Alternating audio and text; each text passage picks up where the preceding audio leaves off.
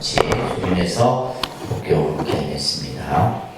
금강반야바라밀경 여보수지군 제13이니라. 그때 수고리가 부처님께 여쭈었습니다. 세조 이 경을 무엇이라 불러야 하며 저희들이 어떻게 받들어지려야 합니까? 부처님이 수고리에게 말씀하셨습니다. 이 경의 이름은 금강반야바라리비니. 이 제목 너희들은 받들어지려야 한다. 그것은 수고리야. 혈에는 반야바람이 아니라 설하였으므로 반야바람이라 말한 가닥이다. 그대 생각은 어떠한가? 열애가 설한 법이 있는가? 수고 부처님께 말씀드렸습니다. 세존이시여 열애께서는 설하신 법이 없습니다. 수고 그대 생각은 어떠한가? 산천대천 세계를 이루고 있는 뒷글이 많다 하겠는가? 수고리가 대답하였습니다. 매우 많습니다. 수고리여 혈에는 뒷글들을 뒷글이 아니라고 설하였으므로 뒷글이라 말한다. 혈에 세계를 세계가 아니라고 설하였으므로 세계라고 말한다. 그대 생각은 어떠한가? 32가지 신체적 특징을 가지고 열애라고 볼 수 있는가? 이시여 32가지 신체적 특징을 가지고 열애라고 볼 수는 없습니다. 32가지 신체적 특징은 신체적 특징이 아니라고 설하셨으므로 32가지 신체적 특징이라고 말씀하셨기 때문입니다. 수고 어떤 선남자 선여인이 하나의 모래수만큼 목숨을 무시한다고 하자 또 어떤 사람이 이경의 사국에 많이 갖고 지니고 다른 사람을 위해 설해준다고 하자 그러면 이 복이 저 복보다 더욱 많으리라. 자, 여복이라는 말을 우리가 이제 불교에서 참 많이 써요. 스님들 같은 경우도 행동을 여복히 해라. 그래서 모든 이제 그 일상의 용어 속에서도 이 여복이라는 말을 쓰는데 이것은 뭐냐면 법대로, 가르침대로, 이치대로 이런 말이에요. 그러니까 예를 들면 행동을 여복히 해라. 여복하게 행동해라. 여복하게 행동하라는 말은 뭐예요? 법답게 행동해라. 다시 말해서 위에 맞게끔 행동해라. 이런 말을 이제 우리가 절에서 씁니다.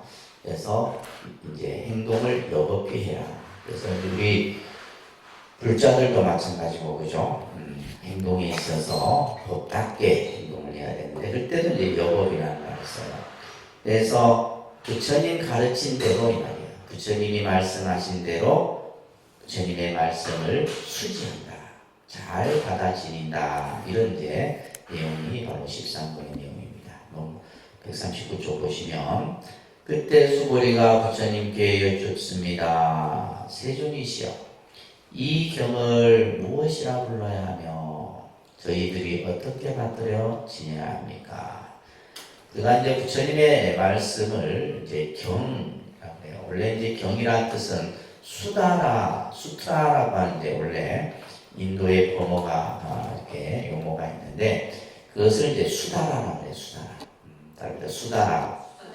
수다라를 경이라 했는데 이것은 뭐냐면 날씨를 이렇게 이제 그 꿰어서 하나의 이렇게 꽃다발 형태로 만들어진, 그래서 부처님이 그냥 그때 상황에 하셨던 말씀들을 하나로 전부 꿰어 이렇게 묶어서 하나의 부처님의 말씀으로 만들어놨다. 그래서 이제 원래는 이 부처님 말씀도 문자화되고 인쇄화되기까지는 한참 후에 됩니다. 그래서 제일 이제 부처님 처음에 부처님 말씀을 이렇게 모아서 전부 그것을 이제 만드는 작업을 우리가 이제 불교에서는 결집이라 그럽니다. 뭐라 한다고요? 결집. 경을 결집을 하는데 그 결집이 제1결집, 제2결집, 제3, 제4 역사의 그 상황에 따라서 쭉 이제 결집이 이루어지게 돼요.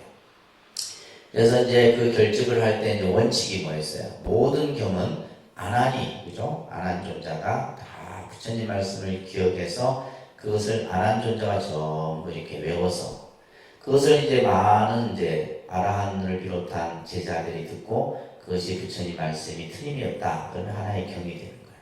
이제 그런 식으로 이제 경이. 그래서 우리가 보통 성경도 그렇고 그 공자 말씀 유교의 경전도 그렇고 불경도 마찬가지고, 그러니까 이 성인들이 현존했던 당시에는 이것이 경으로 만들어지지 않습니다. 후대에 다 만들어지는 거예요. 그러니까 부처님 경도 마찬가지예요. 그래서 그 경을 우리가 이제 보통 수달하라. 근데 이제 이 경을 뭐라 불러야 하고 저희들이 그것을 어떻게 받들어야 지냐 참 중요한 질문이죠. 그죠? 수고리가 했던 이 질문은 지금까지 부처님께서 하신 이 말씀을 어떤 경이라 불러야 하며 이 가르침을 저희들이 어떻게 받들어야 지내야 합니까? 자, 밑에 설명을 잠깐 보시면 우리는 이제 경을 그냥 단순히 책이다 뭐 이렇게 이제 생각을 하는데 책이 아니에요. 부처님의 경은 그것은 바로 뭐다? 부처님 당책, 그것을 우리는 법신이라 그러는 거예요. 뭐라 한다고요? 법신이라 그래요. 그래서 우리가 이제 단순히 어떤 지식의 내용, 또 부처님 말씀을 기록한 인쇄로 만들어진 종이로 만들어진 책이 아니다 이 말이에요. 부처님이 그러니까 경 자체가 부처님이다. 그래서 앞에서도 이제 존중종교문에서 바로 경이 있는 곳은 부처님과 부처님이 제자들이 있는 곳과 같다 그랬잖아요. 그죠? 그래서 우리가 부처님 말씀이 담겨있는 경을 얼마나 여러분들이 소중히 해야 되고 귀히 여겨야 될 것을 계속 지금 얘기하고 있는 겁니다. 그래서 부처님과 부처님의 법을 낳는 모체가 되기 때문에 그래서 경을 우리가 반야의 당체라 얘기하는 거예요.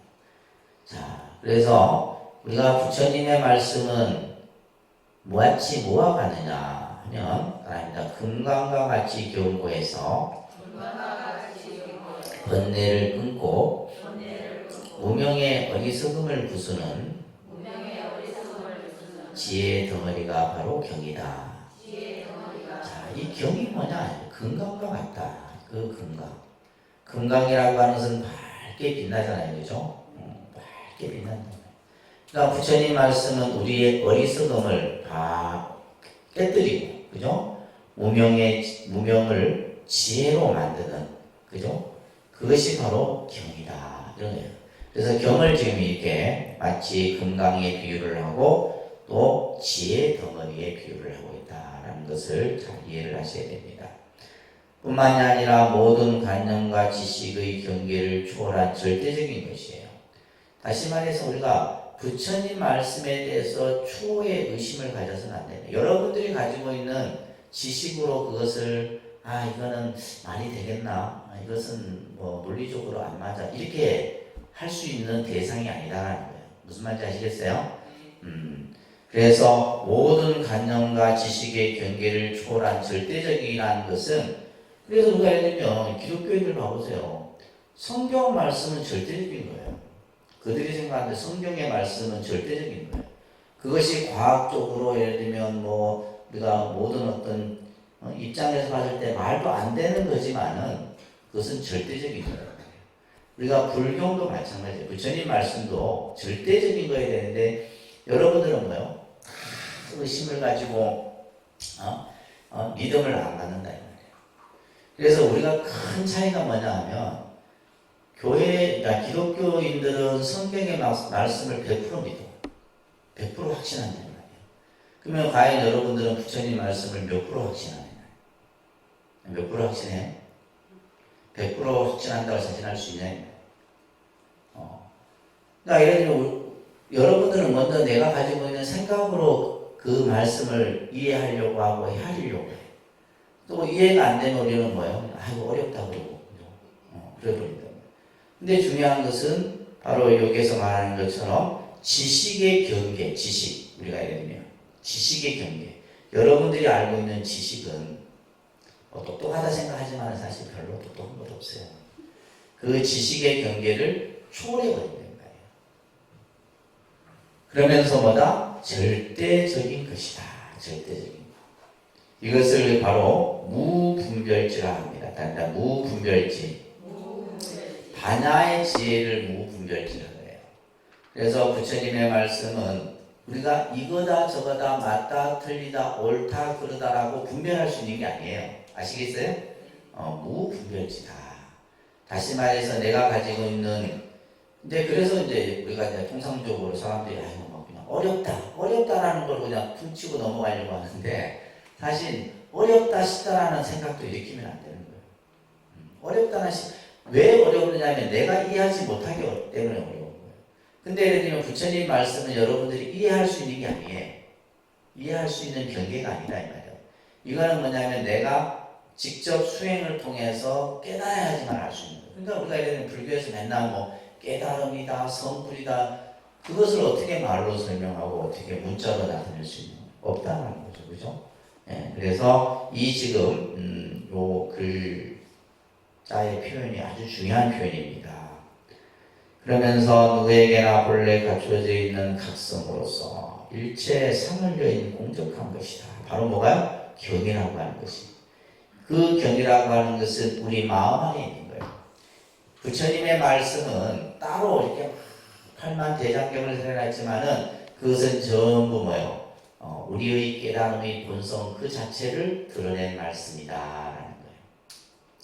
그래서 우리가 예를 들면 뭐 많은 경전들이 있지만은 그 경전들을 보면 다 똑같은 얘기예요. 다 똑같은 얘기입니다. 그렇지만 이제 그것이 전부 우리 마음의 어리석음과 무명을 밝히는 부처님의 아주 간절한 말씀이다라는 것을 알게 되면 여러분들이 불교를 바라보는 시각이 달라요. 자, 부처님께서 수고리에게 말합니다. 이 경의 이름은 금강반야바람이다. 금강반야바람이야, 그죠? 그래서 금강반야바람일경이다. 이렇게 이제 우리가 경명을 줄여서 금강경이라. 그래서 반야바람일인데 어떤 반야바람일이냐? 금강반야다. 무슨 반야? 금강반야. 앞에서 되겠지. 금강이라고 하는 것은 아주 어떤 것에 의해서도 깨지지 않고 또한 모든 것을 깨서 없앨 수 있는 것이 금강이에요. 금강. 그래서 우리가 이제 불상을 조성할 때도 우리가 뭐 여러 형태로 조성을 하지만은 마지막은 전부 뭘 해요? 금으로. 저희 돈이 많아서 금으로 입히는 게 아니라 있어요. 그 금이 가지고 있는 상징성이 있다. 저 반짝반짝 빛나는 저기 금이 뭐예요? 바로 부처님의 지혜를 나타내는 거예요. 저기 바로 뭘 나타내냐? 부처님의 법신을 나타내는 것이다. 그래서 우리가 이제 상징적인 것들에 대한 의미를 잘 아셔야 됩니다. 아셨죠? 그래서 이 경의 이름은 금강반야바람이니 이 제목으로 너희들은 다 떨어지냐 된다. 그래서 사실은 경명만 여러분들이 나무, 금강, 반야, 바람일 이렇게만 해도 그 공덕이 어마어마한 거예요. 그래서 우리가 예를 들면 이제 제를 지내거나 이럴 때도 보면 영가들에게 나무 대방광불 하엄경가 대방광불 하엄경 이 경명만 여러분들이 잘 받들어 지녀도 그 공덕이 크다. 경을 한 권 읽는 것과 마찬가지예요. 경을 한 권. 그래서 이제 티벳 같은 데 보면 윤장대라는 게 있어요. 윤장대. 그게 뭐냐면 이제 경 한번 이렇게 손으로 툭 굴리면서 이제 막 돌아가죠. 돌아가요. 그게 뭐냐면 내가 부처님 말씀을 다 읽지 못하니까 뭐예요? 그걸로서 그냥 그래서 티베트인들은 보면 절에 가면 그런 그게 많습니다. 그래갖고 계속 돌려. 그게 뭐냐면 부처님 경전을 내가 그걸 돌림으로써 잃는다고 생각을 하는 거예요. 그래서 우리가 경명. 그래서 사실 아까 우리 사시기도 때도 보면 부처님 경명들이 나오잖아요, 그죠? 화엄경 무슨 경 해갖고 그 경에 바로 우리가 예를 올리는 거잖아요. 그래서 경명 자체만 해도 중요한 겁니다. 그래서 이 제목으로 너희들은 받들어지내야 한다. 그것은 수불이야. 열애는 반야바라밀을 반야바라밀이 아니라 설하셨으므로 반야바라밀이라 한다. 자, 여기서 이제 앞에서 제가 조금 언급을 했었죠. 금강경은 부정과 부정을 통해서 긍정을 만들어내는 거예요. 근데 이제 이 개념을 잘 이해하지 못하는 분들은 불교는 모든 것을 다 부정한다 이렇게 생각을 하는데 그 부정은 뭐예요? 긍정을 하기 위한 부정이에요. 그래서 불교의 사상은 절대 긍정의 세계입니다. 전혀 부정적인 건 하나도 없어요. 모든 것을 긍정적으로 나타내 보이는 것이 불교다. 그래서 이것을 이제 즉비의 사상이라고 해요. 뭐뭐는 뭐뭐가 아니라 그 이름이 뭐뭐이다. 아닙니다. 뭐뭐는 뭐뭐가 아니라 그 이름이 뭐뭐이다. 그러니까 여기서도 반야바라밀은 반야바라밀이 아니라 그 이름이 반야바라밀이다. 그래서 자 그러면서 왜 이렇게 했느냐? 제목을 이 경을 금강반야바라밀이라 이것을 잘 받들어지내야 한다니까 중생들은 또 뭐요? 금강반야바라밀이 있는 줄 아는 거예요. 금강반야바라밀이 또 어디에 있는가 생각을 하니까 부처님이 또 그러한 생각의 관념을 깨뜨리기 위해서 반야바라밀은 반야바라밀이 아니라 그 이름이 반야바라밀. 그러니까 반야바라밀이라는 것도 그죠? 이름에 불과한 것이다. 수보리야 그대 생각은 어떠하냐? 열애가 설한 법이 있느냐? 아주 이건 이제 무소설법이라고 해요. 그러니까 무소설. 열애가 부처님께서 법을 설한 적이 있느냐? 수보리가 부처님께 답을 하죠. 세존이시여, 열애께서는 설하실 법이 없습니다. 이러면 이제 이 문장에서 여러분들 의심을 가죠. 이게 도대체 무슨 말이지? 분명히 부처님께서는 그죠? 우리 중생들에게 많은 말씀을 하셨는데 지금 수보리의 답은 부처님께서는 중생들에게 한 말씀도 한 적이 없습니다. 이 말은 무슨 말이에요?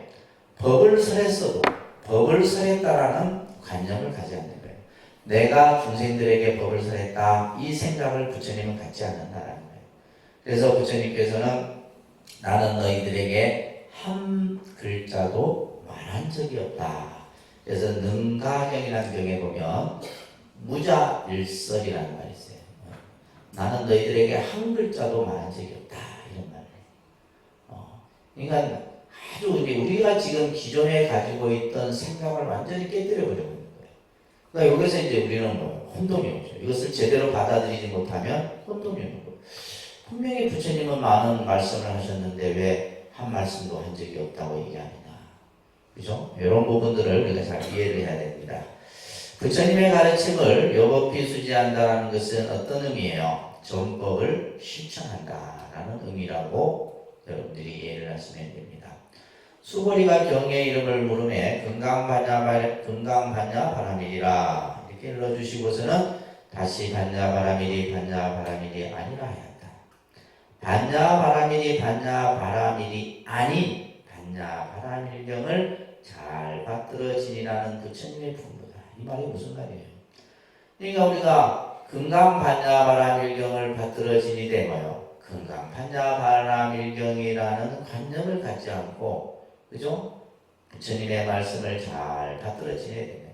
이것이 부처님의 말씀이다. 이것은 누구의 말이다. 이런 관념을 갖지 말라는 거예요.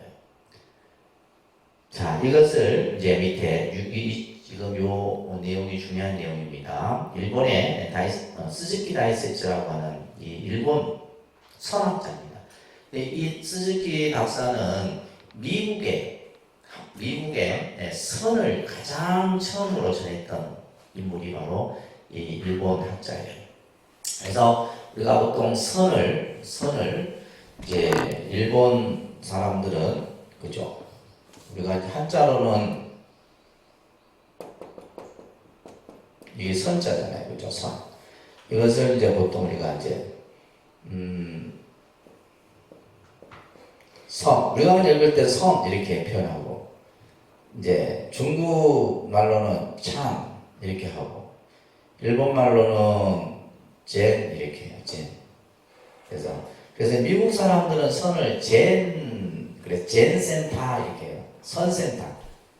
우리가 예를 들면 우리 지금 그죠? 이 전체 지금 건물을 제가 명칭을 그죠? 젠 컬처럴 센터, 선 문화 센터 젠 센터. 그래서 유럽이나 이런 데 가면 이 젠 센터가 굉장히 많아요. 메디테이션 센터, 그러니까 예를 들면 명상 센터도 많지만 명상하고 또 젠하고 다릅니다. 그래서 이 젠이라고 하는 일본 발음의 이제 중국의 선을 미국에 알렸던 인물이 바로 이분이면 책이 엄청납니다. 이분이 금강경의 지금 이 사상을 즉비사상이라고 했습니다. 즉비사상. 그래서 뭐뭐는 뭐뭐가 아니다. 즉비, 시명 이렇게 이제 원문에서는 나와요. 한자 즉비가 나오고 시명, 뭐뭐는 뭐뭐가 아니라 시명 그 이름이 뭐뭐다. 자, 무엇이 아니고 이름이 무엇이다라고 하는 논리가 금강경에 여러 걸쳐서 나옵니다. 중생이 아니라 그 이름이 중생이에요. 부처가 아니라 그 이름이 부처고. 그러니까 우리가 예를 들면 뭐요? 중생이다, 부처다, 반야바라밀이다, 깨달음이다. 이건 전부 뭐요? 이름을 붙여놓은 거예요. 실체가 있어요, 없어요? 실체는 없는 거예요. 공이에요. 공인데 우리는 뭐뭐다가 전부.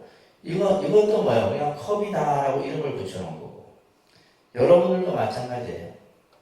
여러분들이 이 세상에 태어나서 여러분들 부모가 여러분들에게 김아무개라고 이름을 붙여놓으니까 내가 김아무개인 줄 알고 있네. 이 몸뚱아리가 김아무개인 줄 안다는 말이에요. 그러니까 또 죽고 나서도 이제 뼈가루에다가도 김아무개 이름 또 붙여놓고 있다는 말이에요. 무슨 말인지 아시겠어요? 아무것도 없는 거예요. 본래 공적한 거예요. 우리가 단지 이름을 붙여놔서, 그러니까 그 이름과 모양, 명상이라고 해요. 실제 있지 않는 이 이름과 모양에 우리는 하나의 어떤 그 관념에 사로잡혀 있는 겁니다. 그래서 지금 이러한 표현들이 곧 뭐예요? 개체적 사물의 이름을 들어놓고, 뭐뭐는 뭐뭐가 아니다. 그러니까 예를 들면 이건 컵은 컵이 아니다. 이 말이에요. 그러면 뭐예요? 그것을 들어놓고는 그것을 뭐 해버려요? 부정해버려요. 컵이 아니라 뭐다? 그 이름이 컵이다. 이 사상이 여러분들이 금강경에서 제일 중요한 개념이에요. 이걸 이해 못하면 금강경은 이해 못하는 거예요. 그래서 모든 것은 전부 이름과 모양이 뿌리다는 거예요. 근데 우리는 이제 그 이름과 모양에 뭐야? 마치 그것이 있는 것이냐 생각을 하잖아요. 그렇죠? 그래서 전부 그런 거예요. 전부 모든 우리가 지금 눈에 여러분들이 보여지는 모든 의식들이 다 그렇다는 거예요. 이것을 즉비사상이라는데 말합니다. 겉으로 나타나는 상을 부정하는 말로 사물에 대한 관념적 고집을 형성하지 못하도록 하는 말이다.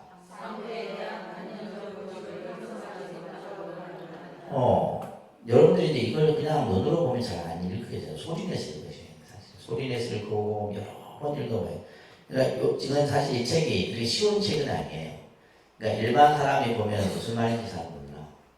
공부를 좀 한 사람만이, 공부를 한 사람은 되게 재밌죠. 되게 재밌는 책이에요. 그래서 겉으로 나타나는 상을, 그죠? 겉으로 나타나는 상은 뭐예요? 모습이에요. 그죠? 예를 들면 컵이다, 뭐다, 중생이다, 부처다, 반야바라밀이다. 이건 전부 겉으로 나타나는 모습이에요.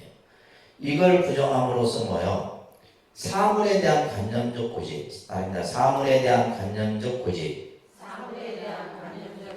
이게 바로 금강경에서는 뭐예요? 상이에요. 그러니까 상. 그러니까 아상, 인상, 중생상, 수자상.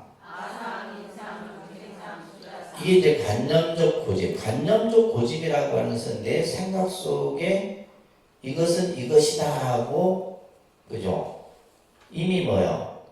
그것은 뭘 통해서 여러분들이 만들어졌어요? 어렸을 때 학습에 의해서 만들어진 거예요. 그래서 우리는 예를 들면 여러분들이 처음 이제 태어나서 이제 사물을 인식하고 분별할 때 이제 뭘 해요? 그림을 보면서 이제, 그죠? 그림을 보면서 비행기, 뭐, 배, 이런 거 배웠잖아. 그래서 안 그랬어요? 그래갖고 좀 이제 지능이 발달되면 어떤 것이 배일까요? 이제 그림 4개 해놓고. 예. 그러니까 그러면서 우리는 그렇게 학습이 되어 온 거예요. 학습이 되어, 그러니까 저걸 보면 그냥, 아, 저거는 비행기다라고 우리가, 이게 뭐예요? 관념의 고집이 이미 형성이 되어버린 거예요. 그러니까 그 관계에서는 뭐예요? 비행기는 비행기가 아니다. 그러면 뭐예요? 그 이름이 비행기일 뿐이다 하는 거예요. 다시 말해서 이거는 뭐예요? 비행기라는 실체가 있다 없다? 없다라는 거예요. 이름에 불과한 것이다. 이 개념을 잘 이해를 하셔야 됩니다. 그래서 나옵니다. 이 세상 모든 것은 실체가 없는 공일 뿐이다. 이걸 알아야지 불교를 아는 겁니다. 이 세상의 모든 것은 뭐예요? 실체가 없어. 지금 여러분들 눈에 보여지는 것은 실체의 모습이 아니다 이 말이에요. 실체의 모습이 아니고 뭐요? 공인데 우리는 근데 마치 뭐요? 그것이 있다라고 생각을 하는 거죠. 그래서 어느 것도 무엇이라 규정 지을 수 있는 게 없다. 이것은 이것이다 라고 규정 지을 수 있는 것은 없다 이 말이에요. 그래서 뭐뭐는 뭐뭐가 아니라 그 이름이 뭐뭐이다. 그래서 우리가 단정을 짓거나 규정을 짓거나 하면 안 된다는 거예요. 무슨 말인지 아시겠어요? 알겠습니까? 여러분들이 자기 생각 속에서 우리는 뭐예요? 내 생각 속에서 판단 기준을 가지고 이것은 옳고 이것은 그러다라고 하는데 그건 내 생각일 뿐이에요. 다른 사람이 보면 틀릴 수도 있고 그 생각이 맞을 수도 있는 거예요. 근데 우리는 자기 생각을 가지고 자기 주장을 일으키고 그것을 우리가 이제 이 부처님 공부에서는 악연이라고 하잖아요. 악연. 내 생각이면 내 생각.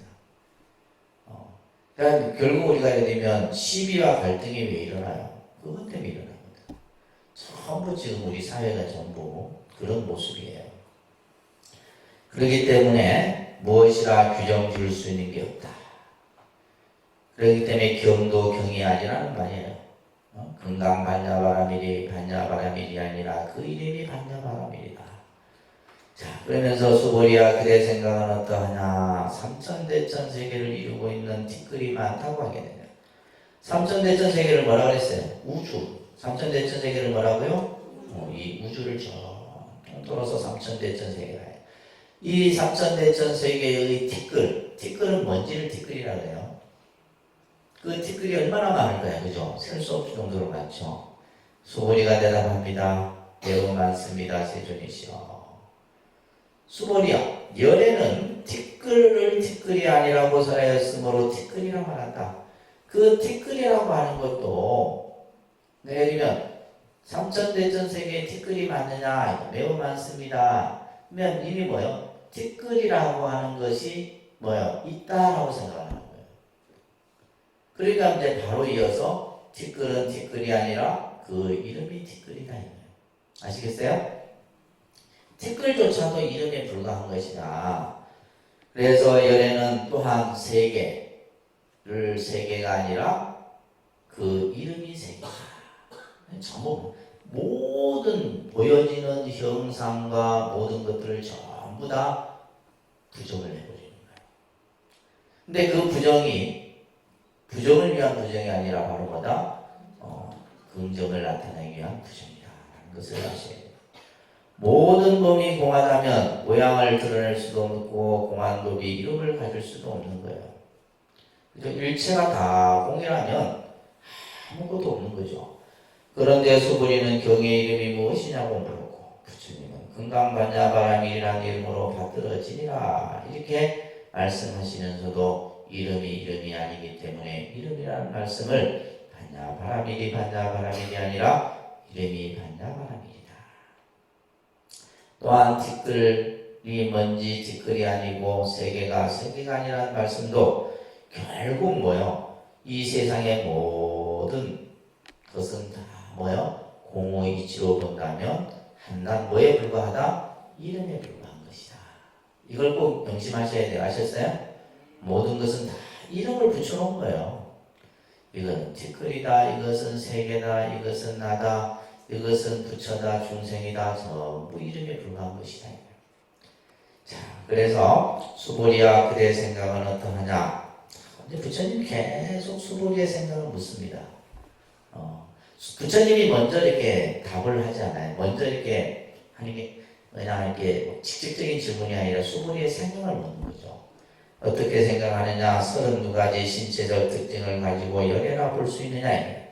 그죠? 부처님만이 가지고 있는 외형적 특징이죠. 그죠? 32가지의 그 모습을 가지고 열애라 할 수 있느냐? 열애라고. 그런데 수보리의 답은 없습니다. 세존이죠. 보통 우리가 이제 생각할 때는 30 이상의 그러한 모습을 갖춘 분을 우리는 열애라 이래 하는데 그 30 이상을 갖췄다고 열애라고 할 수 없다. 32가지 신체적 특징을 가지고 열애라고 볼 수 없습니다.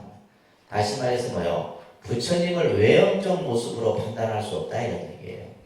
부처님을 외형적 모습으로 보여지는 모습으로 예를 들면 부처다, 중생이다 라고 판단할 수 없다는 거예요. 왜냐하면 열애께서는 32가지 신체적 특징은 신체적 특징이 아니라고 설하셨으므로 그죠? 그 이름이 32가지 신체적 특징이라고.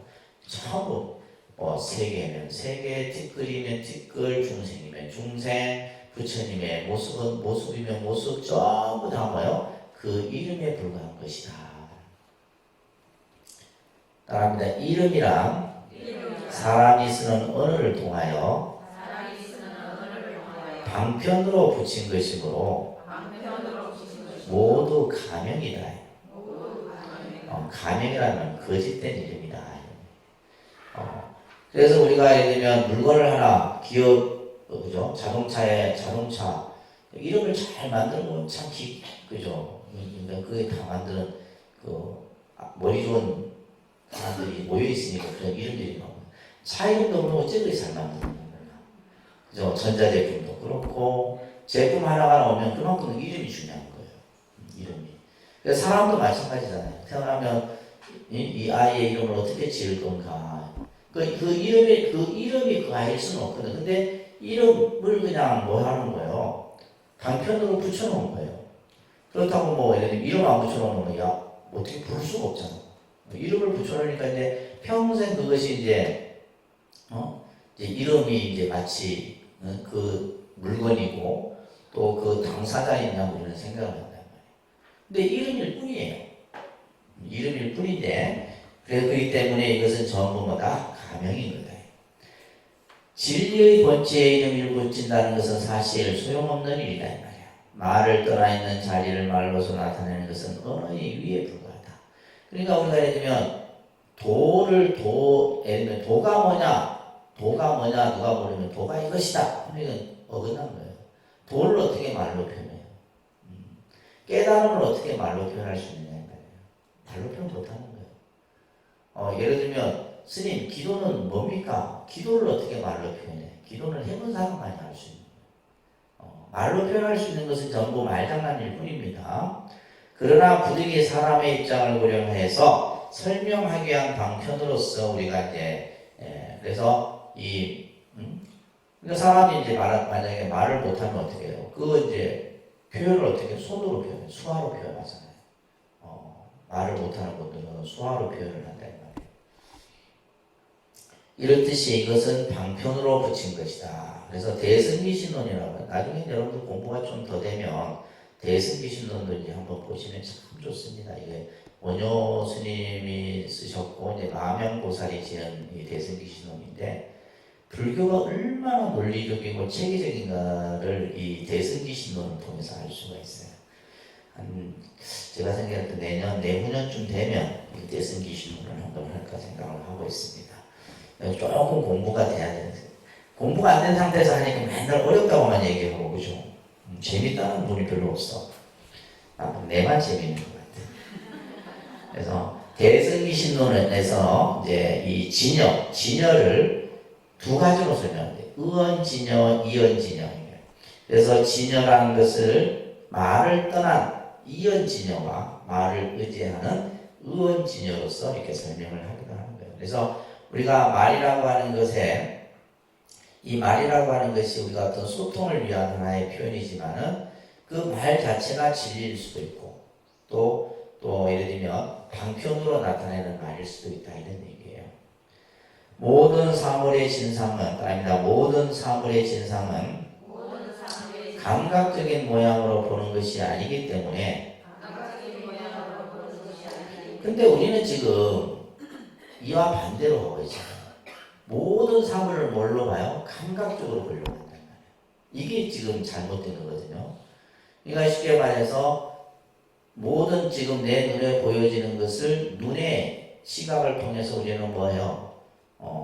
예를 들면 마음에 든다, 좋아한다, 싫어한다 이런 것을 이제 특히 오감을 통해서 그죠? 오감을 통해서 우리는 그것을 보려고 한단 말이에요. 근데 여기서의 사물의 진상이라는 건 진상은 뭐예요? 참 모습이다. 진짜 사물의 참 모습은 감각으로 볼 수 있는 것이 아니다. 근데 이제 우리는 그것을 감각으로 모양을 보려고 하는 거죠. 그렇기 때문에 여기서는 뭐예요? 겉으로 나타나는 사상, 겉으로 나타나는 모습을 부정해버려서 비어공해진 모양을 초월한 실상의 분별을 떠나 무분별의 세계에서 직감적으로 파악하게 하는 것이 금강경설법의 요지이다. 그래서 일단 뭐예요? 모든 나타난 모습과 이름을 전부 뭐 해버려요? 부정을 해버려요. 부정을 통해서 다시 말해서 뭐예요? 우리가 인식을 하는 그 인식의 경계를 초월해버리고 나면 그걸 뭐예요? 있는 그대로 볼 수 있는 직관력이 생기는 거예요. 그래서 직관적 통찰, 이게 이제 우리가 흔히 말하는 관법 수행에 있어서 제일 중요한 거. 있는 그대로 보고, 있는 그대로 느끼고, 있는 그대로. 그러니까 내 어떤 의식이나 감각의 대상을 통해서 그것을 분별하지 않는 거예요. 그래서 이것을 무분별의 세계라 그럽니다. 그러니까 무분별의 세계. 깨달음의 세계를 무분별의 세계라 그래요. 그러니까 깨달음의 세계는 무분별의 세계이다. 깨닫고 나면은 분별의 의식이 끊어져 버려요. 근데 우리가 이제 중생의 이 어떤 인식의 경계에서는 분별을 합니다. 우리는 분별을 합니다, 무조건. 좋은지, 싫은지, 내 건지, 나만지, 모든 거 보고, 듣고, 느끼고, 생각하는 것에서 전부 분별 의식을 일으켜. 근데 이제 우리가 깨달음의 세계에 딱 들어가고 나면 뭐요? 무분별의 세계이고, 그것을 통해서 뭐요? 모든 사물을 뭐요? 직관적으로 파악하게 된다. 그래서 이것을 이제 금강경에서 우리가 흔히 이제 쉽게 표현하면 금강경의 가르침이 뭐냐? 있는 그대로 봐라 이 말이에요. 있는 그대로 봐라. 나중에 이제 여실지견이라는 이제 문구가 나오지만은 금강경의 핵심은 뭐예요? 내가 보여지는 어떤 생각, 관념, 의식 이것으로 판단하려 하지 말고 있는 그대로 봐라. 있는 그대로 보면 이 세상은 뭐다? 공이다. 이게 금강경의 핵심이에요. 근데 여러분은 있는 그대로 보지를 못하니까 공을 못 보는 거예요. 공간이 안 되는 겁니다. 왜냐하면 왜 공간이 안 되냐면 늘 뭐예요? 의식의 분별을 일으키기 때문에 그래요. 그래서 우리가 이제 수행을 한다고 한다는 것은 수행을 함으로써 뭐예요? 의식의 분별의 파장이 점점 줄어드는 거예요. 우리가 명상을 한다, 선을 한다 함으로써 뭐예요? 내가 의식의 분별의 파장이 점점 이렇게 줄어들어가는 거죠. 그래 하게 되면 나중에는 뭐 좋은 것도 없고 싫은 것도 없고 내 것도 네 것도 없는 거예요. 옳다. 그러다 하는 것도 없고 이게 이제 아까 얘기한 무분별의 세계에 들어간다. 이 표현. 아시겠죠? 이해됩니까? 금강경설법의 요지를 아시겠어요? 이거예요. 그래서 법을 설해도 설한 바가 없다는 말씀은 오히려 부처님의 설법의 참뜻을 더욱더 빛나게 해요. 부처님께서 나는 한마디도 한 적이 없다. 무소설. 설한 바가 없다. 그러면 실제로 설한 바가 없는 게 아니잖아요. 부처님은 법을 설해도 설했다라는 관념적 생각을 갖지 않는 거예요. 사람이 없이 설하는 거예요. 사람이 없이 설하고 우리는 뭐 해야 돼요? 들음이 없이 들어야 된다. 사람이 없이 설하고 들음이 없이 듣는 그 경계가 이제 금강경의 경계입니다. 수벌이야 어떤 선남자 선여인이 항아의 모래 수만큼 목숨을 보시한다. 이거는 무슨 보시예요? 물질적, 그죠? 유루복이죠, 유루복이에요. 자기 목숨을 보시하는 거예요. 요즘에 이제 뭐, 이거 같은 경우는 장기 기증 같은 경우에 여기 안 되겠죠. 자기, 나중에 이제, 요즘에 뭐, 이 대기자들이 굉장히 많다고 그래요. 그래서 자기의 신체 부분을 나중에 이제 사후에, 그것도 이제 뭐, 병이 안 들어야 됩니다. 온몸에 병이 들어있으면 써주지도 않아. 내가 건강해야지 내 뭐 눈이든 뭐 심장이든 뭐든 이게 뭐예요? 몸으로 보시는 거예요. 이제 건강에서는 신보시라고도 하고, 그러니까 신보시 개념은 장기기증. 요즘에 이제 뭐 우리 불교계에서 이런 운동들을 많이 합니다. 생명실천본부 해갖고 뭐 하여튼 그런 단체도 있고 있어요. 자, 그렇게 목숨을 보시한다고 하자. 이 공덕이 크죠? 또 어떤 사람이 경의 사국에만이라도 받고 지니고 다른 사람을 위해서 해준다고 하자. 앞에서는 칠보, 삼천대천 세계를 칠보를 쌓아서 보시한다. 이렇게 비유를 했었고, 지금은 자신의 목숨을 보시한다고 하자. 또 뒷부분은 뭐요? 부처님 말씀 한 구절을 남에게 일러준다고 하자. 그러면 이 복이 저 복보다 더 많으리라. 이 복은 뭐요? 무의복이에요. 부처님 말씀을 다른 사람에게 한 구절 쓰내요. 그래서 이게 참 우리가 부처님 법을 전한다는 것이 얼마나 큰 복인 줄 여러분들이 아셔야 돼요. 부처님 말씀을 하나 남에게 전해주어서 그 사람을 전도한다는 거 중요한 겁니다. 근데 여러분들은 부처님 말씀으로 전도하지 않죠? 뭘로 전도해? 야, 그 전에 가니까 뭐가 좋더라냐. 밥이 맛있다, 뭐가 어떻다, 이런 거. 수준이 우리가 이 정도 수준이에요. 부처님 말씀을 통해서 그 사람을 부처님께 귀의시켜야 되는데, 그죠? 안 그렇죠? 매일 그냥 외형적인 모습을 가지고. 그러니까 이게 뭐예요? 그 사람이 왔다가도, 아이고, 또 실증나면 또 이제 안 나오고 그러는 거예요. 자, 이 대목에서는 목숨을 버리는 것보다 경의 사고계를 수지해서 남에게 설해주는 복이 더 많다라는, 그죠? 무의복의 수승함을 얘기하고 있다라는 거 우리가 앞에서도 뵀습니다. 그죠? 자, 143쪽이 밑에 보시게 되면 바랍니다. 인연에 의해 일어난 이 세상의 모든 객관 현상들이 많이 좀 어려워져요.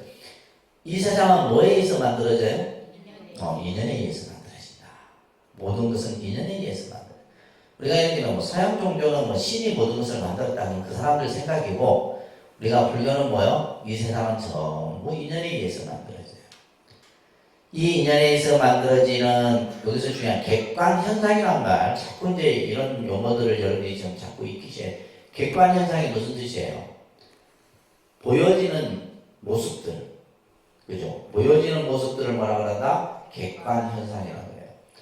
들리는 대상, 객관 현상이에요. 느끼는 대상, 그죠? 또 우리가 예를 들면 안이비설시미를 통해서 색성향 위촉법을 보여지는 대상들을 전부 객관 대상이라고 해요.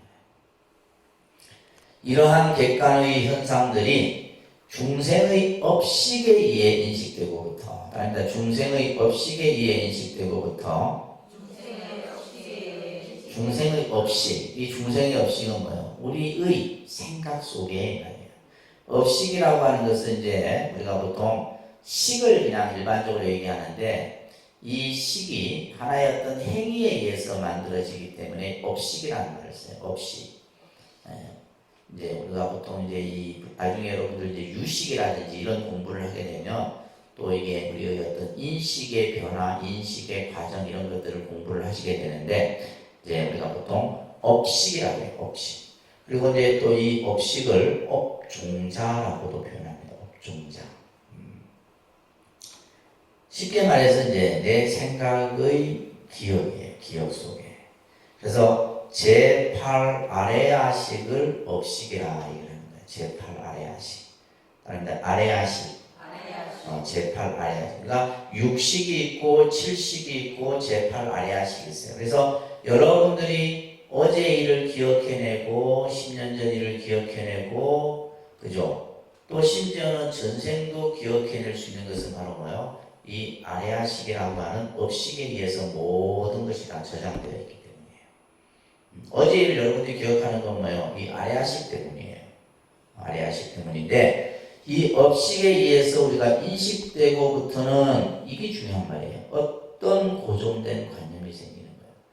그러니까 예를 들면 우리가 학습에 의해서든 내가 누군가에 의해서든 그죠? 아 이것은 뭐다, 이것은 뭐고 저것은 뭐고 하면서 뭐요? 이것이 이제 하나의 내 기억 속에 다 저장이 되는 거예요. 그러나 이 고정된 관념이라는 것은 뭐다? 순간의 찰나적인 상황 설명일 뿐이다. 순간적인 거예요. 찰나적인 거다 이 말이에요. 왜냐하면 따릅니다. 전제된 조건에 맞춰 상황을 설명할 뿐이다. 전제된 조건, 어떠한 조건에 의해서 그러한 상황들을 설명하는 거예요. 그래서 우리가 하늘이 파랗다라고 하는 것은, 그래서 우리가 하늘이 파랗다라는 것은 뭐예요?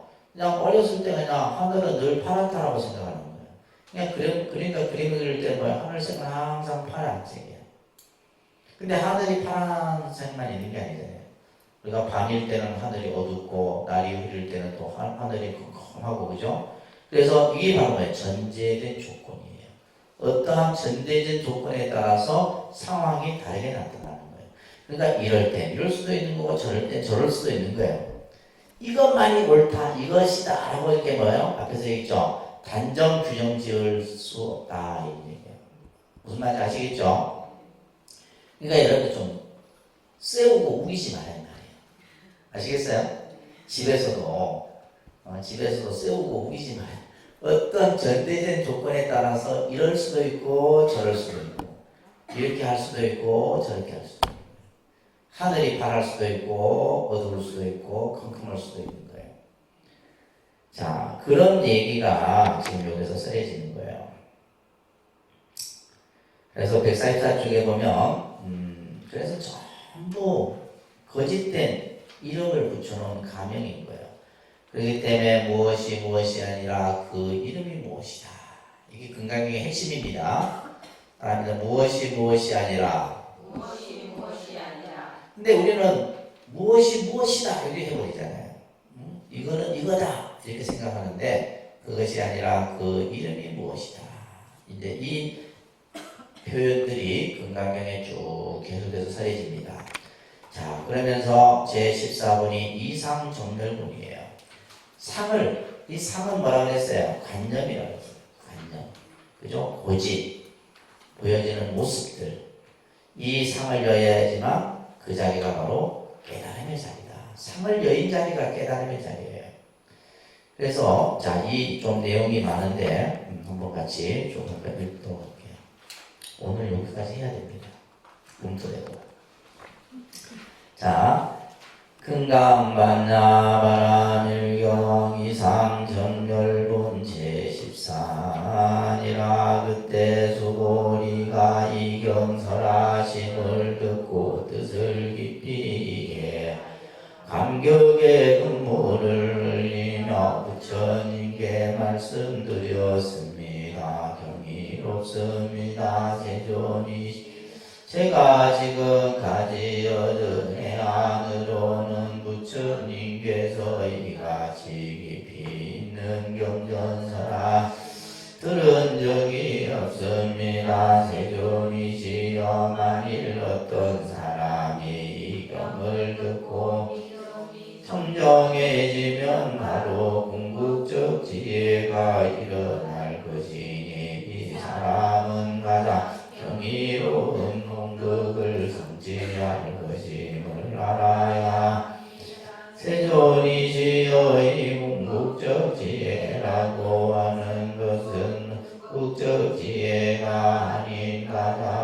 열애께서는 궁극적지에 말씀하셨습니다.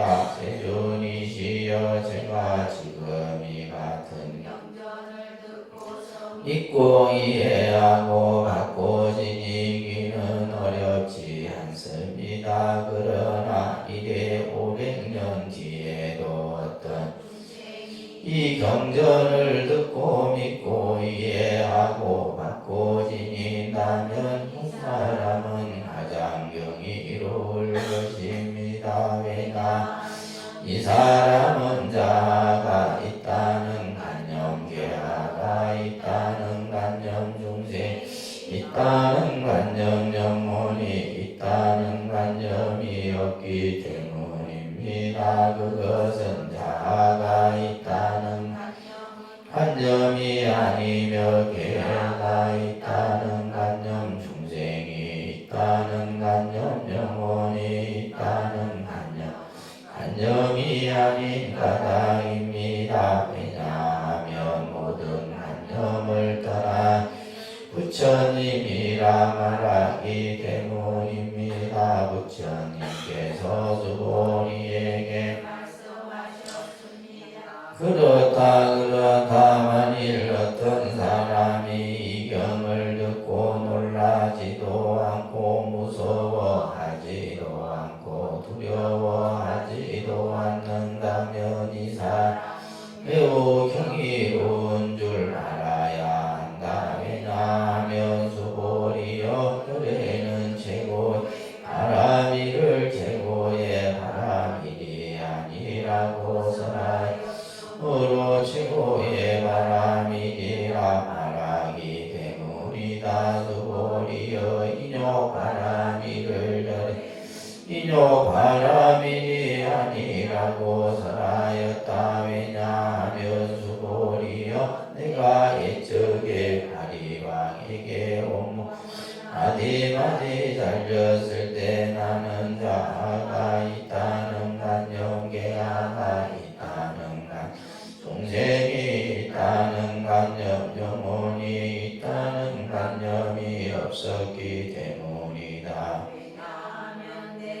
옛날 마디마디 사지가 살렸을 때 자아가 있다는 관념, 계아가 있다는 중생이 있다는 관념, 영혼이 있다는 관념이 있었다면 성내 원망하는 마음이 생겼을 것이기 때문이다. 수보리야 열애 과거 500세 동안 인욕 수행자였는데 그때 자아가 있다는 관념이 없었고 계아가 있다는 관념이 없었고 중생이 있다는 관념이 없었고 영혼 있다는 관념이 없었다. 그러므로 수보리야 보살은 모든 관념을 떠나 가장 높고 바른 깨달음에 마음을 내어야 한다. 형색에 집착 없이 마음을 내어야 하며 소리내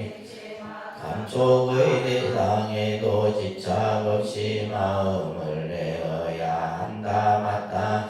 집착 없이 마음을 내어야 한다. 마음에 집착이 있다면 그것은 삶이 아니다. 그러므로 보살은 형색에 집착 없는 마음으로 오시해야 한다고 설하였다. 수보리야 보살은 모든 중생을 이롭게 하기 위해 이와 보시해야 한다. 열애는 모든 중생이란 관념은 중생이란 관념이 아니라고 설하고 또 모든 중생도 중생이 아니라고 설한다. 수보리야 열애 바른 말을 하는 이고 참된 말을 하는 이며 이치에 맞는 이고 속임없이 말하는 이며 사실대로 말하는 이가 수보리야 열애가 얻은 진실도 없고 거짓도 없다. 수보리야 보살이 대상에 집착하는 마음 마치 사람이 어둠 속에 들어가면 아무 것도 볼 수 없는 것과 같고 보살이 대상에 집착하는 마음으로 보시하는 것은 마치 눈 있는 사람에게 햇빛이 밝게 비치면 갖가지 모양 볼 수 있는 것과 같다. 수본이야 미래의 선남자 선녀이니 이 경전 받고 지니고 읽고 외운다면 열에는 부처의 지혜로 이 사람들이 모두 한량없는 공덕을 성취하게 될 것임을 다 알고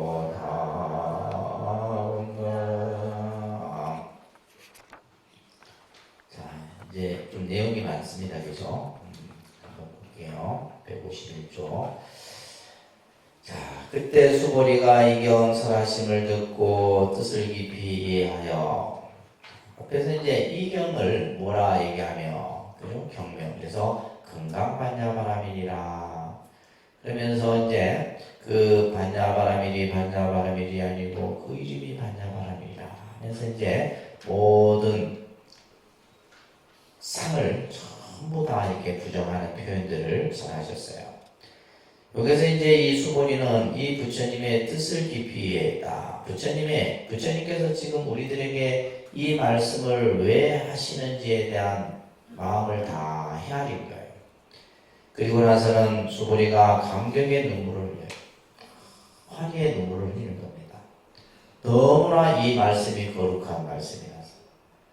한 번도 이런 말씀을 부처님이 우리들에게 해준 적이 없는데 이런 아주 정말 무상 법문을 우리에게 설해줌을 듣고는 눈물을 흘리며 부처님께 말을 합니다. 경이롭습니다. 세존이시여 경이롭다. 아주 경이롭다는 말은 희유하고 아주 그냥 정말 그냥 어떻게 표현할 수 없는 그런 표현이에요. 제가 지금까지 얻은 해안으로는 그죠? 수본이는 해안을 얻었다. 해안. 지혜의 안복을 갖춘 거예요. 아란을 이룬 제자잖아요. 그죠? 그 얻은 해안으로는 부처님께서 이와 같이 깊이 있는 경전설하심을 들은 적이 없다. 제가 지금까지 한 번도 이러한 부처님의 말씀을 들어본 적이 없다. 그러면서 세존이시여 만일 어떤 사람이 이 경을 듣고 믿음이 청정해지면 이게 이제 중요한 말이에요. 신심청정. 그러니까 이 경전을 듣고는 그죠? 신심이 청정해지면 믿음이 청정해진다. 그래서 신심청정, 즉 생실상이다 이런 실상이란 말이 여기서 나오는데 신심이 청정해진다 이 말이 무슨 말일까요? 믿음이 청정해진다. 여러분들이 이제 신앙생활을 자꾸 깊이 있게 오래 하다 보면 이제 이 신심이 청정해져야 돼요. 신심 청정이다. 아주 중요한 말입니다. 말입니다. 신심 청정. 그죠? 이 의세의 믿음이라고 하는 것은 뭐요? 부처님에 대한 법에 대한 믿음이죠. 또 믿음. 청정하다는 것은 그 믿음에 대해서 내가 일체 추호의 의심이 없어. 부처님 말씀을 있는 그대로 받아들이는 거예요. 그래서 우리가 예를 들면 때가 묻지 않아야지만 그죠? 청정해야지만 그 믿음이. 그래서 우리가 아이들은 때가 묻지 않았죠. 아이들은 때가 묻지 않았기 때문에 누가 무슨 말을 하면 있는 그대로 다 받아들여요. 우리 천주 스님도 청정해. 스님 앞에서 농담하면 스님은 다 진짜인 줄 알아요. 여러분들이 때가 묻어갖고 그냥 막 스님한테 하면 스님은 그 말을 진짜로 내는 좀 때가 묻었기 때문에 대충 그거 이제 분별을 하는데 진짜 무슨 말을 하면 고지 곧대로 다 듣는 거예요. 그게 뭐냐면 아직까지 때가 덜 묻은 거예요. 그래서 우리가 믿음이 청정하다는 것은 부처님 말씀에 대해서 있는 그대로 받아들여요. 뭐 의심을 하거나 내가 그에 대해서 막 그냥 이거는 뭐 아니고 저것은 기고 뭐 이렇게 막 판단을 하거나 하지 않는다라는 거예요. 그래서 제일 중요한 건 신심이 청정해져야 돼요. 아셨어요? 신심이 청정해져야 되는데 이제 우리는 자꾸 이제 자기의 생각 속에서 자꾸 뭘 만들려고 하니까 신심이 청정해지면 즉생실상이다. 이것은 이제 즉생 실상이라는 말이 이제 이것을 조금 이제 나오는데 실상이라고 하는 있는 그대로의 모습이에요. 믿음이 정정해지면 있는 그대로의 모습. 여기서는 이제 여기서 해석을 어떻게 하냐면 궁극적 지혜다 이렇게 해요. 궁극적 지혜. 궁극적 지혜라고 하는 것은 바로 뭐예요? 반야. 여기서의 실상은 뭐예요? 진여 실상을 얘기하는 거예요. 진여. 다른 말로 진여 실상. 그러니까 진여라는 말이 이제 사실은 생략되어 있는 거예요. 믿음이 정정해지면 반야의 지혜가 그대로 드러난다 이런 얘기예요.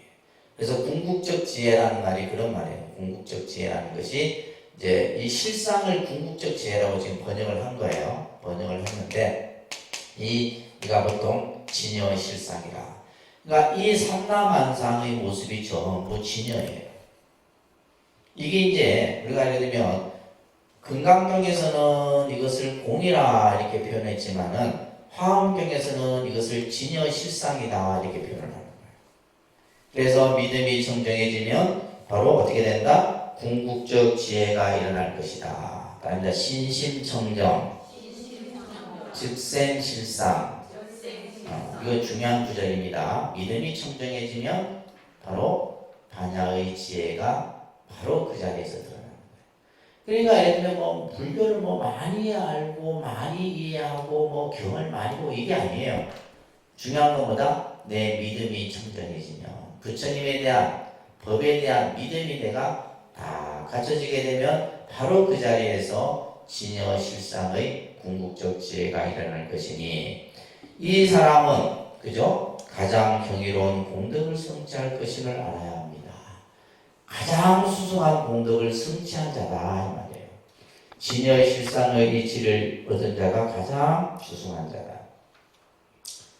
그래서 자 152쪽에 보면 믿음이 깨끗하다는 것은 뭐예요? 경의 말씀을 여실히 믿어서 의심이 없는 거죠. 부처님 말씀을 있는 그대로 받아들이는 거예요. 이게 참 중요합니다.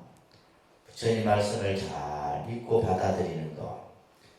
그래서 일체관념의 고집을 떠나 공한 것이 진리의 참모습임을 믿으면 그 참모습이 곧 바로 뭐다? 실상의 지혜가 증득되어진다. 반야 지혜가 나타난다.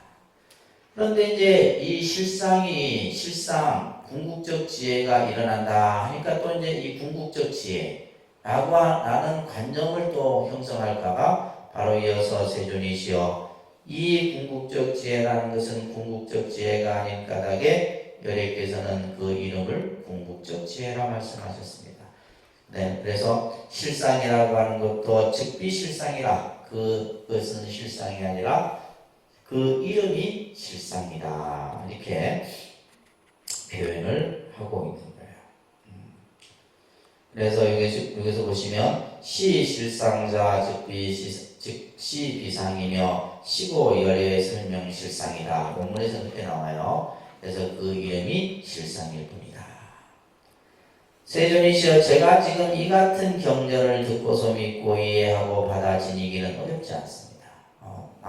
나는 부처님의 말씀에 그죠? 부처님 말씀에 대한 믿음 또 부처님의 말씀의 그 뜻에 대한 이해 이런 것은 제가 다 알고 있습니다 이 말이에요. 그러나 미래 500년 뒤에도 그러니까 말법 시대 지금 이 시대를 말하는 거예요. 후 500세 우리 앞에서 후 500세라는 말이 나왔죠. 2500년이 지난 이 말법 시대 뒤에 어떤 중생이 이 경전을 듣고 믿고 이해하고 받아 지닌다면 이 사람은 경이로울 것입니다. 부처님 이제 법이 쇠퇴한 말법 시대에 누군가가 이 경전을 이 부처님의 말씀을 받아 지니고 이것을 믿는다면 이 사람은 아주 경이롭다는 말은 이 사람은 보통이 아닙니다. 이 사람은 아주 위대한 그러한 공덕을 성취한 사람일 것입니다. 자, 지금 이렇게 이제 수보리가 얘기를 하는 거죠, 그죠? 자, 그다음에 실상을 바로 보는 지혜가 일어나면 부처의 지혜를 얻는 것이 된다. 부처의 지혜가 반야지혜라고 그랬잖아요, 그죠? 반야지혜. 그래서 실상을 바로 보는 지혜, 이 실상을 바로 보는 지혜가 뭐예요? 실상이라고 하는 말은 진실된 모습이에요. 있는 그대로의 모습, 있는 그대로의 모습. 이것을 이제 금강경에서는 여실직연이라고 그래요. 그런데 여실직연. 있는 그대로 우리가 봐야 돼. 있는 그대로 봐야 되는데 있는 그대로 보지 못하고 거짓된 이름과 모양에 우리는 이제 중생의 안목으로 보려고 하니까. 그래서 여실직연, 있는 그대로의 모습, 실상을 바로 보는 지혜, 이것이 바로 반야의 지혜를 얻게 되는데, 하지만 실상의 궁극적 지혜는 모양이 없는 거예요. 그렇죠? 모양이 없는 거다. 형체가 있는 게 아니다 이 말이에요. 그렇기 때문에 유의법에서 설해지는 감극의 대상이 아니다. 그래서 수보리가 궁극적 지혜는 궁극적 지혜가 아닌 까닭에 궁극적 지혜라, 그 이름이 실상일 뿐이다, 이 얘기를 한 거예요. 또 관념적 고집인 상을 여의면 부처라 하여 이 경은 모든 대상에 대하여 관념의 고집을 없애고 공하게 하여 부처님과 같아지게 하는 공덕이기 때문에 여간에서는 믿기 어렵다 이 말이에요. 그래서 이 부처님의 이 공의 금강경에서 말하는 이 말씀들을 웬만한 부처님에 대한 믿음과 신심과 원력을 가지지 않으면 이 말씀을 믿기가 어렵다 이런 얘기예요. 하지만 500세 뒤에 태어난 중생 중에도 믿는 이가 있다 이 말이에요. 우리가 앞에서도 그런 얘기가 나왔죠. 어떤 이가 믿어요? 성근 공덕이 있다. 성근 공덕이 갖춰진 이는 이 부처님의 말씀을 듣고는 환희하고 기쁘고 그냥 이게 실제로 그런 경우들이 많습니다. 어떤 사람이 이렇게 금강경을 다 봤는데 이 금강경을 보고 놀라는 거예요. 어떻게 이러한 말씀이 있을 수 있느냐. 여러분들은 아무 감각이 없죠. 이게 도대체 왜 어렵다는 생각만 자꾸 일으키지 말고 자꾸 좀 미리 읽고 예습도 하고 복습도 하고 해야지. 여러분들이 무슨 뛰어난 머리를 가졌다고 그냥 한 주 전에 덮었다가 와서 책 펼쳐서 들으려고 하니까 되나 안 되지. 그래서 이제 말세 중생 중에서도 이러한 믿음을 일으키는 이가 있다. 자, 오늘 여기까지만 할게요. 다음 주에 이어서 다 같이 마무리해야 되고 오늘은 잠깐